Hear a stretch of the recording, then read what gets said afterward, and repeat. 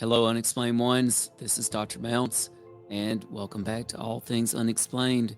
Recently, the enigmatic group called Skywatcher revealed 9 classifications of UFOs, UAPs, and one of them was known as the Manta Ray. I think I might have gotten to the bottom of what the Manta Ray really is, and the answer might surprise you. I am here to discuss the so-called flying saucers.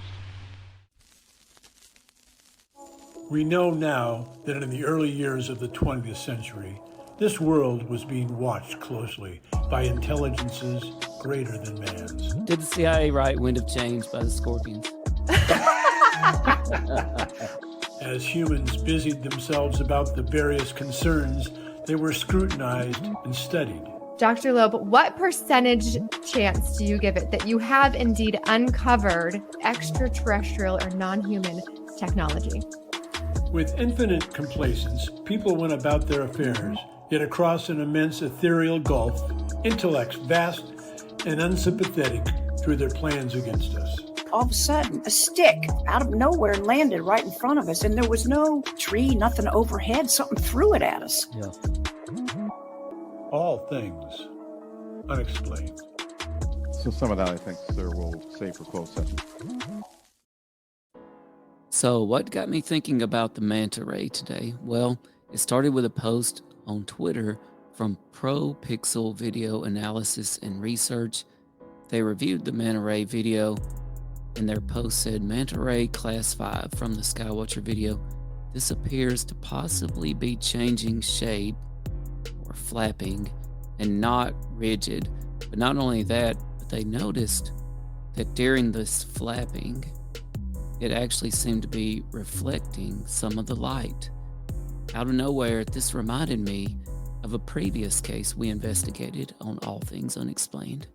That case was a reported video of a pterodactyl or pterosaur over the Ohio-Idaho area. You can check out the original video here. As you can see, it does show something flying through the sky. This is actually over a neighborhood somewhere. And it does have a very pterodactyl-like appearance. When you see that, your mind kind of goes there, especially if you've been predispositioned to think pterodactyl because of the title of the video, for example. I actually looked up some other videos and photos, and I realized that, you know what? A lot of birds carry fish in their beaks after they catch them. As a matter of fact, I recently discovered a fish in the side of my yard. It just came out of nowhere. I'm like, wait, something's in the side of my yard that's not supposed to be there. And sure enough, it was a fish just laying in the side of my yard. And I deduced, of course, that a bird must have dropped it into the yard. We've got a lot of blue herons around here, a lot of bald eagles. But one thing I decided to try to do with this video, I think the most pterodactyl-like part of it was what you would think is the head of the pterodactyl. So I just kind of took a still frame shot of the head and erased the most pterodactyl-like part of the head. And if you do that, you can see it is actually a very bird-like appearance. As a matter of fact, it's a very bald eagle-like appearance. Well, you might say bald eagles, they don't carry fish in their beak. They catch them with the talons in the water, right? And they fly off with the fish. Check this out. Here's a video.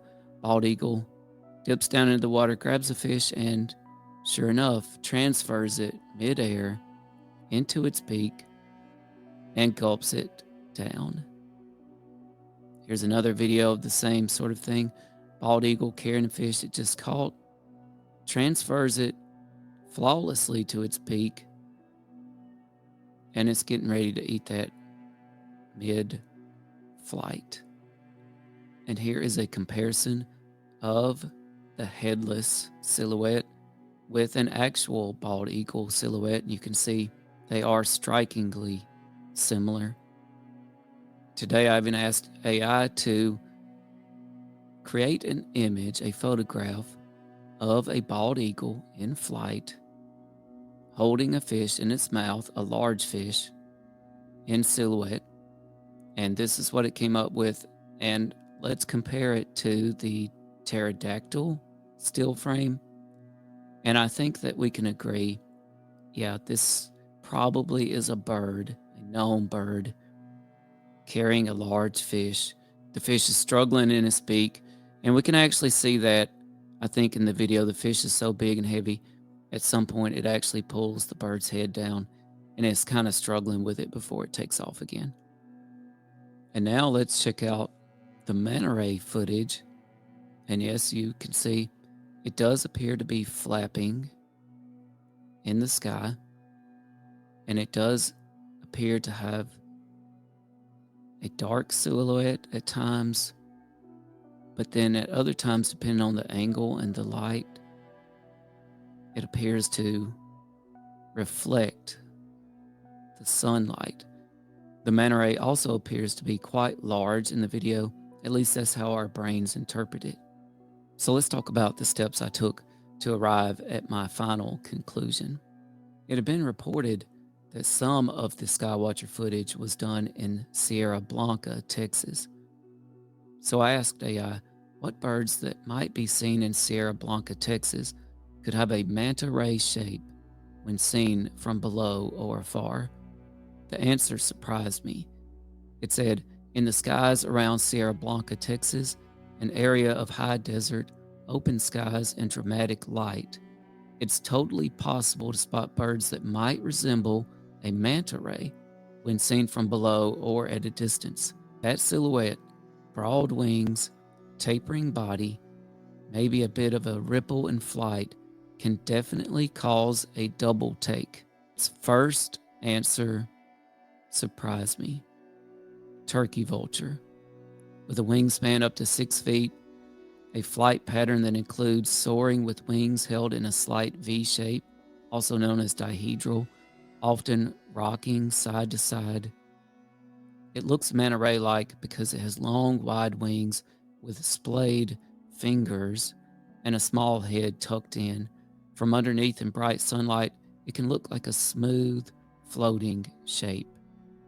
And this reminded me, we have had the Michael Jordan of birding on All Things Unexplained, and he had a fascinating obsession with turkey vultures. His name is Noah Stricker, and here's a little clip of him from All Things Unexplained. Well, I do have a very soft spot in my soul for turkey vultures, and I think it goes back to when I was in high school, like right after I got my driver's license. There was this TV show. I don't know if you remember, David Attenborough did a show called Life of Birds, which is my favorite show of all time, obviously. And there was an episode of it called Meat Eaters, where Sir David goes out into this rainforest. I think it was in Trinidad, and he has like this rotten piece of steak in his hands, and he starts talking about turkey vultures, and then buries the steak under the leaf litter on the forest floor in the forest, and then backs up. And then they cut there, and then they show like 40 minutes later, this turkey vulture flying over and sailing down through the forest canopy and going right to the spot because it can smell that rotting meat from like 2 miles away. They have an incredible sense of smell and dug it up. And when I saw that as a sophomore in high school who had just inherited this 88 Volvo sedan from his parents with a very large trunk that could fit a body in it, I was like, oh man, that is the best bird feeder idea I've ever seen. And I went out and I found a roadkill deer carcass on like this hot August afternoon in Western Oregon outside of Eugene, and somehow single-handedly wrestled this thing into the trunk of my Volvo and took it home and dumped it in the front yard. And was like, Mom and Dad, I'm going to see how many turkey vultures I can attract to our yard. And it worked amazingly well. The next day, we had like 40 vultures sitting on the roof of our house, and they hung around like these ghoulish beings for the next week. It was glorious. Well, then I wondered, okay, amongst these birds, which might have a dark side and a side that reflects the sun? AI said, great question. And it gets us closer to mimicking that surreal manta ray-like effect in the sky, where something appears to be half shadow, half shimmer. Among the birds listed that are found in Sierra Blanca, Texas, the ones that are most likely to display both a dark side and a side that reflects the sun, guess what came up number one answer again? That's right, our friend, the turkey vulture. On the top side, turkey vultures are dark brownish or black. On the underside, they are two-tone with silvery flight feathers and darker wing coverts. Here's why that matters. When soaring, the light can catch the silvery underside of the wings, making them flash or shimmer while the rest of the bird stays in shadow. Very manta ray-like in appearance, especially from below. You can see here I've actually got a chart up with the size, the wingspan of a bald eagle compared to a human. Here's another chart, and you can see where the turkey vulture falls in there, just below bald eagle. So a huge wingspan for a turkey vulture. If we look at the manta ray footage again, we do notice this contrast between a dark side and a silvery reflection. But then I remembered some of the Skywatcher footage was reportedly done near Palmdale, California. As a matter of fact, they reportedly invited several people from UFO Twitter to join them in Palmdale, California. And in California, there just so happens to be a bird that's an even better fit for a manta ray-like appearance than the turkey vulture. That bird is none other than the largest bird in North America, the California condor. Here we see an image of a man with a condor. That thing is huge, just gigantic. Can you imagine seeing one of those in flight? Here's another image from a zoo, just a little kid next to an outstretched California condor. Again, gigantic. But one thing I want you to notice about this image, notice the undersize of the wings, a massive patch of silvery or white feathers. Here's another image of a condor. You can see on the top side black and brown feathers. And just look at the size of that condor. I wanted to verify, are condors near Palmdale, California? So I went to allaboutbirds.org, and there they have a California condor sighting map. And I pulled it up, and you can see here that yes, indeed, condors have been sighted all around the Palmdale area. California condor habitat definitely surrounds Palmdale. Now let's take a look at some California condors in flight. Here you can see one. It ducks behind a tree, and when it emerges, I think this is the most fascinating part of the video. You can see at times in silhouette, it's really dark. But then notice as it turns, it comes out of the break there. You can almost see it glow with the reflection of the sunlight off some of its feathers. Palmdale sits near the Transverse Ranges, not far from the Los Padres National Forest and condor reintroduction zones like the Cespe Condor Sanctuary and Ventana Wilderness. These are active flight zones for condors which have been soaring over the Antelope Valley and surrounding desert skies. As far as a silhouette match for the condor has a huge wingspan, the largest of any bird in North America, up to 9.5 feet.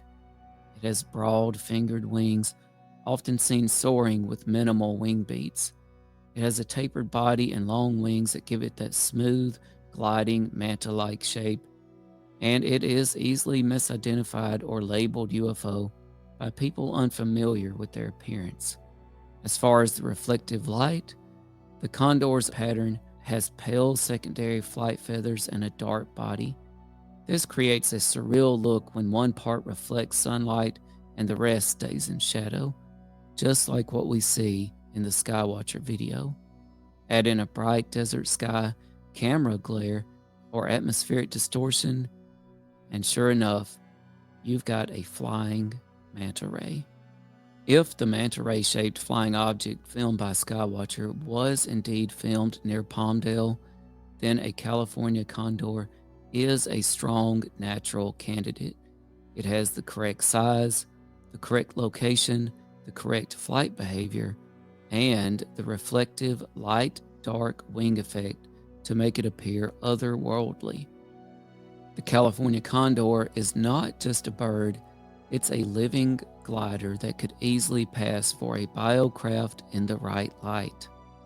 In a technical breakdown, why can a condor look like a UFO in video footage?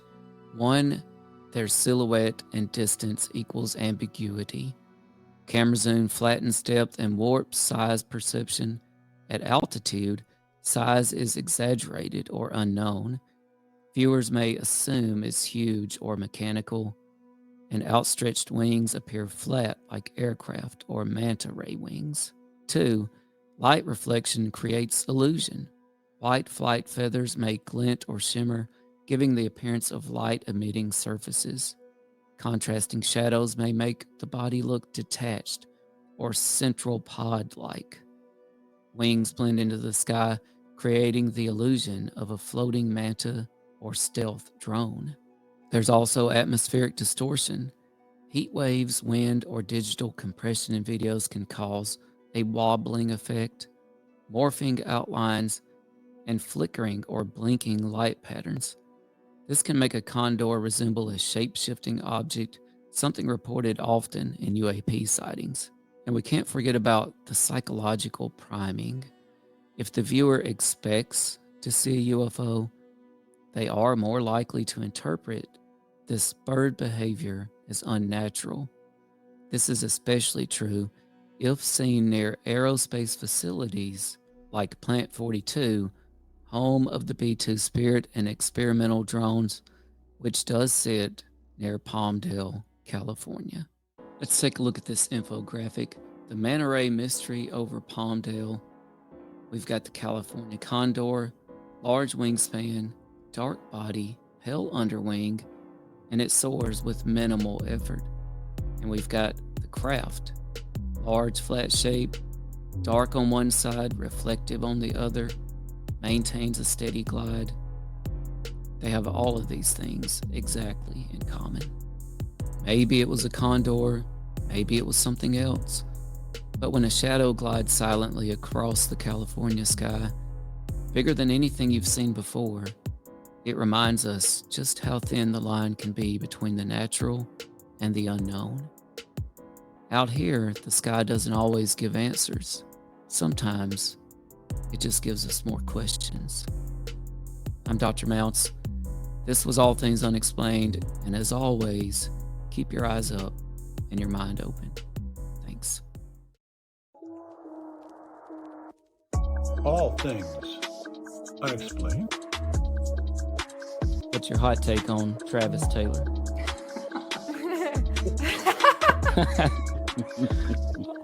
I've got an exclusive for you guys if you want it about the Yes, Alaska. we do. Okay. Dr. Taylor was revealed to be the chief scientist of the UAP task force with the Pentagon. So some of that, I think, sir, we'll save for closed session.